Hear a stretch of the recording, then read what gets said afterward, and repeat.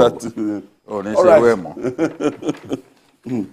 When those responsible for signing death warrants shy away from such duties, the result can only be prison congestion. The Nigerian Correctional Service says there are about 3,298 inmates on death row in Nigerian prisons. The public relations officer of the service, Abubakar Umar, blamed the high number of death row inmates on the hesitation of state governors to sign death warrants. According to him, the term condemned criminals has been abrogated with a more friendly term of inmates on death row. You know, this is part of the problem we have in our correctional centers across the country. And this is why we have the prison congestion. If you go to Ikoyi prison, Kirikiri maximum prison, Kuje, and all other prisons that we have all around the country, you notice this kind of trend. People on death row.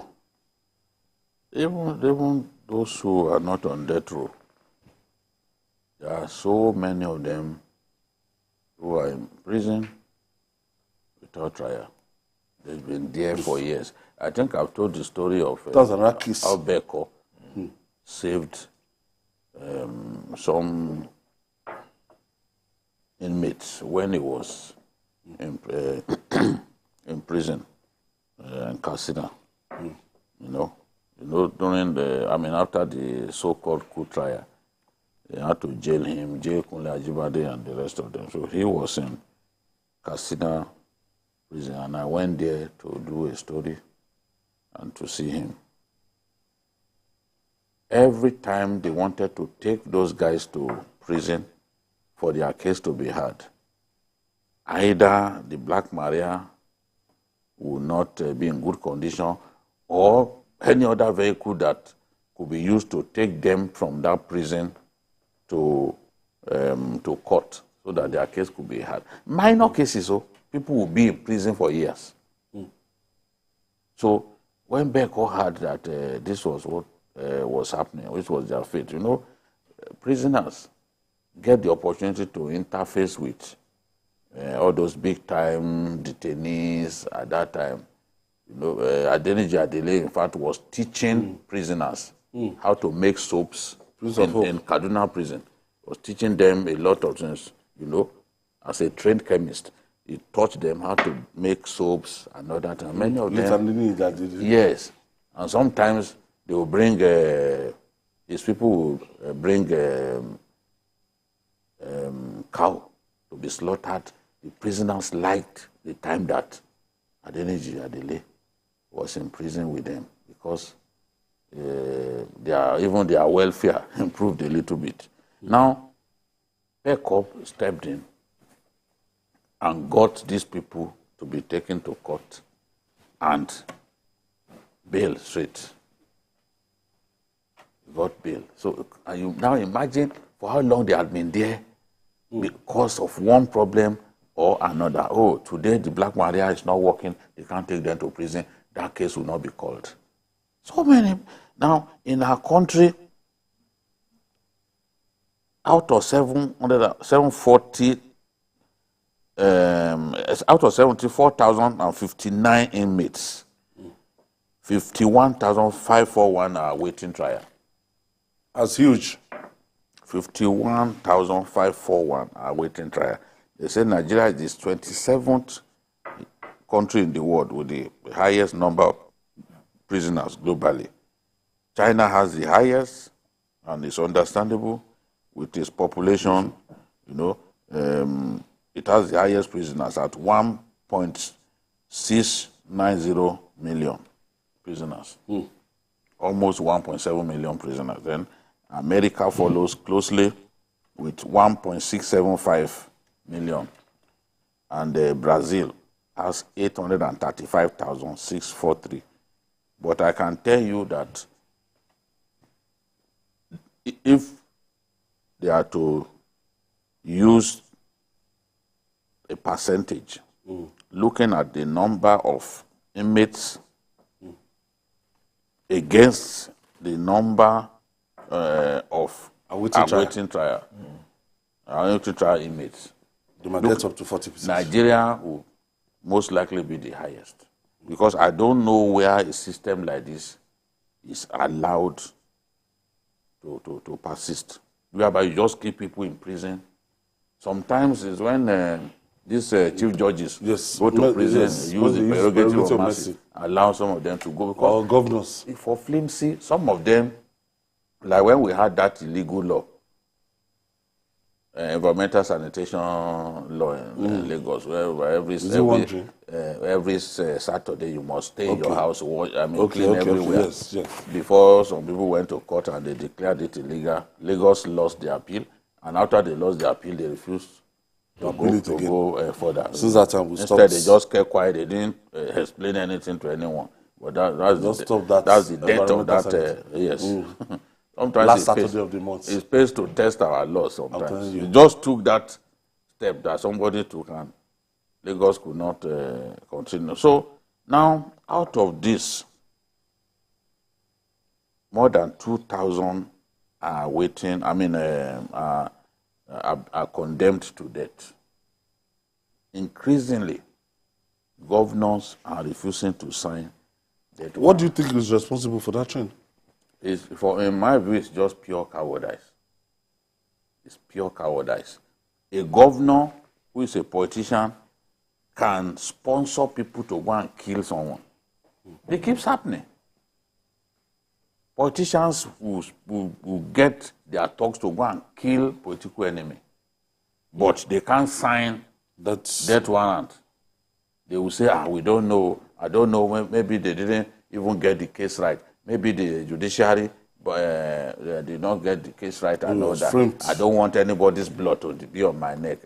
But you don't care to let the blood of a political enemy be on your neck. Do you know how many unsolved murders we've had in our country? No. And these unsolved murders are the work of politicians, largely. Because they don't want people to compete with them. Killings. Yeah, a lot of politically motivated killings. They can do that, but they cannot sign death warrant. They will cite all kinds of this. And you know another thing that makes this particular problem even that makes it complex. We don't have gallows.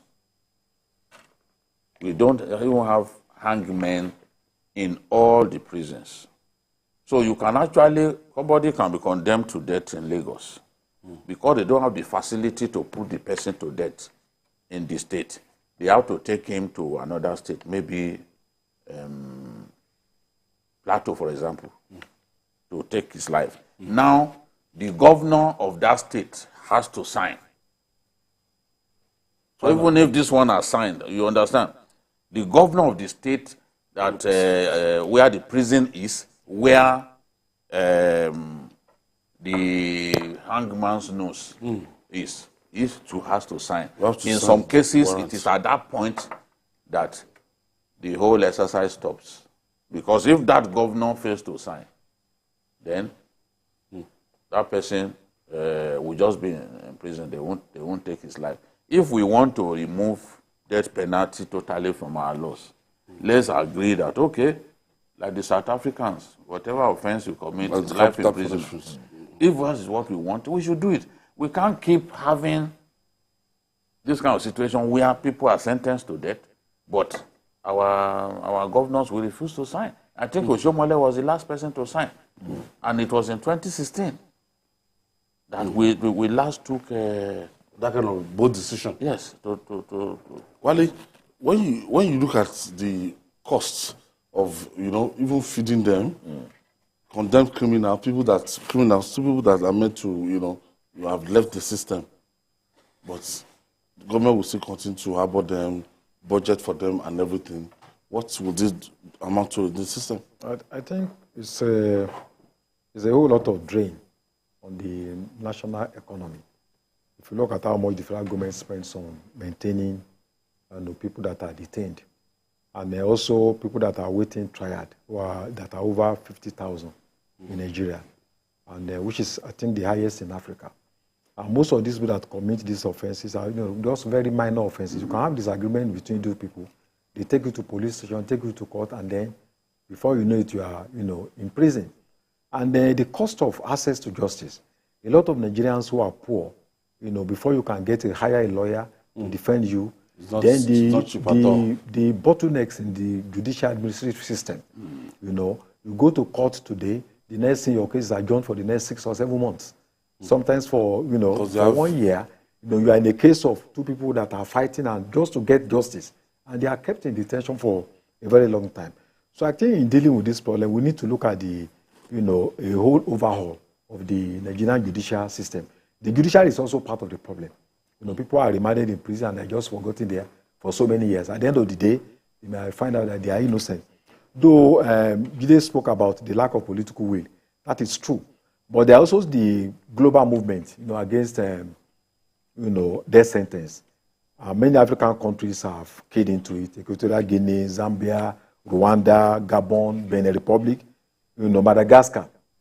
But I think in our case, we can't just jump into. In fact, in the law of Europe, it's only Belarus and Russia that have not stopped, death penalty. The counter punishment. But I think we need to be very careful, because the kind of crimes committed, in some of these European countries, not the kind of, for instance, the terrorists that decides to kill about 50 people. You can't just say, okay, we want to stop. So it has to be a gradual process. Because even European countries, it took them a long time, before they could. They put in a lot of structures in place to address economic needs of people that dissuaded people from committing crime. Not in our own station where you have violent crimes almost everywhere, terrorism and all that. So we cannot just jump into the same pedestal, with Europe. It has to be located within the context of the nature and form of crimes that are committed, in a country like Norway. Yeah. That they don't even have enough prisoners. Yes. Spain had to send some prisoners to them. Yes. Help us lock these people up. And their prisons, some of their prisons are like 5-star hotels. With golf course, with in your prison, in the room of the prisoner, he has grill. He has all kinds of. If you see some of the pictures, you like to go to prison in Norway. Yes, So if they have so many criminals, there's no way they would even have the time to be building such luxury prisons. But they don't even have. They don't have people. With some of those communities, it's difficult to get away with crime. Yeah. And because people know that it's difficult to get away, they don't even want to take the risk. They don't want to take the risk. And corruption has been brought down to extremely low level that people don't think it's necessary anymore. So while our prisons are bursting at the seams with inmates, there are countries of the world where the prisons are literally empty. Yeah. Even waiting for inmates.